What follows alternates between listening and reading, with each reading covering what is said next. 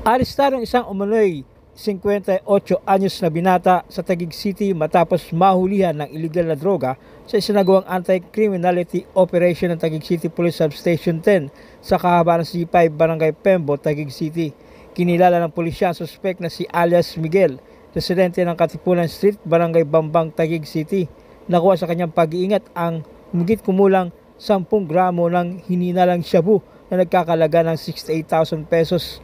Nang malaman ng pamilya ng biktima na naaresto ng mga awtoridad ang nasabing suspek dahil sa droga, ay agad nilang ipinagbigay alam sa mga awtoridad ang sinapit ng biktima sa kamay ng suspek.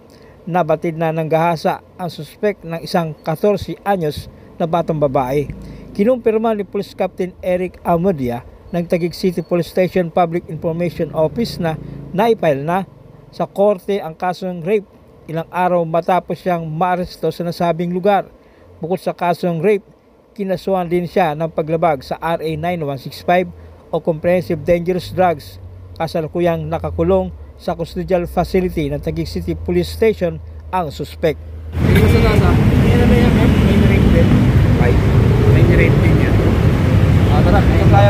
Sir, regarding po doon sa nahuli na individual doon sa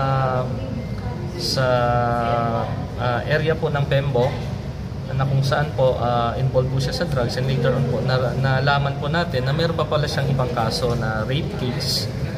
Yung biktima po ay pumunta po doon sa ating himpilan at hindi na po kasi pasok sa reglementary period yung rape case, kaya po tinulungan po ng ating women's yung ating biktima na ma-file po ito, direct filing po sa ating korte. So, na-file na po ito sa korte, sir, yung regarding po sa rape case.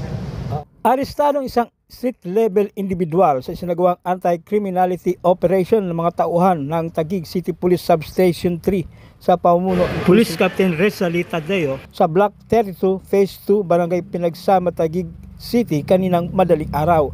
Kinilala ng pulisya ang naarestong suspek na si alias Ben, 22 anyos, residente ng Barangay Rizal sa Taguig City.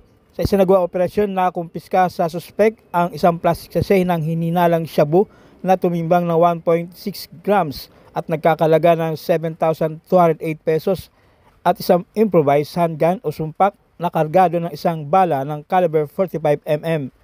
Maharap sa kasong paglabag sa RA 9165 o Comprehensive Dangerous Drugs at RA 10591 o Comprehensive Firearms and Ammunition ang naturang suspek. Nakumpiska sa isang lalaki ang improvised na baril at droga sa anti-criminality operation ng Taguig City Police Substation 4 sa Barangay Tuktukan, Taguig City. Kinilala ng pulisya ang suspek na si alias Tom, 31 anyos, residente sa nasabing barangay. Nakumpiska kay Tom ang isang improvised handgun na kargado ng 3 bala at maliit na heat-sealed transparent plastic sachet na naglalaman ng hininalang shabu. Nakasuhan ng suspek sa paglabag sa RA 10591 o Comprehensive Firearms and Ammunition Regulation Act at RA 9165 o Comprehensive Dangerous Drugs. Arestado ang 2 individual sa isinagawang anti-criminality operation ng mga tauhan ng Taguig City Police Substation 3 sa pamumuno ni Police Captain Tadeo sa Scorpion Street, Palar Village, Barangay Pinagsama, Taguig. Kinilala ng pulisya ang mga naarestong suspek na sina alias Gerald, 31 anyos, residente ng Barangay Western Bikutan, at alias May, 47 anyos, residente ng Barangay Roque 1, Quezon City. Sa isinagawang operasyon, nakumpiska sa mga suspek ang 2 plastic sachet ng hinihinalang shabu na tumimbang ng 2.61 grams at nagkakalaga ng 17,748 pesos at isang improvised handgun pistol. Kinasuhan ng paglabag sa RA 9165 o Comprehensive Dangerous Drugs ang mga suspek. Paano ti-trigger? Oo, MDB2 na lang ako. Kapag nalagay yung bala dito. Oo, sige. Ay, ang galing. Kakalabat mo. May bala ka? Wala.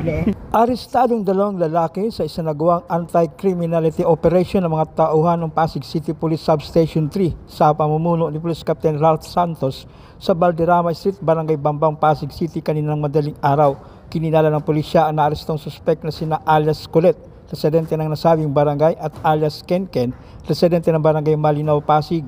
Sa isinagawang operasyon, nakumpiska sa mga suspek ang 2 plastic sachet ng hininalang shabu na nagkakalaga ng 680 pesos, isang improvised handgun o sumpak na kargado ng isang bala ng caliber 9mm, isang 50 peso bill at mga barya, at isang peso coin na ginamit sa sugal.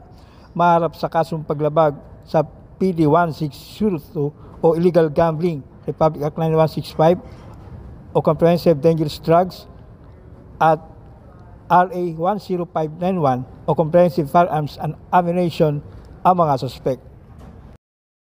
Tiklo ang isang lalaki matapos mahulihan ng baril sa isinagawang operasyon ng mga otoridad sa Barangay Buting, Pasig City.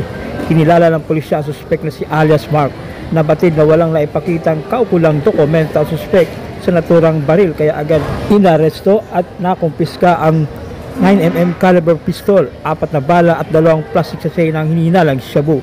Kinasuhan ng paglabag sa RA 10591 o comprehensive firearms and ammunition at RA 9165 o comprehensive dangerous drugs ang suspect.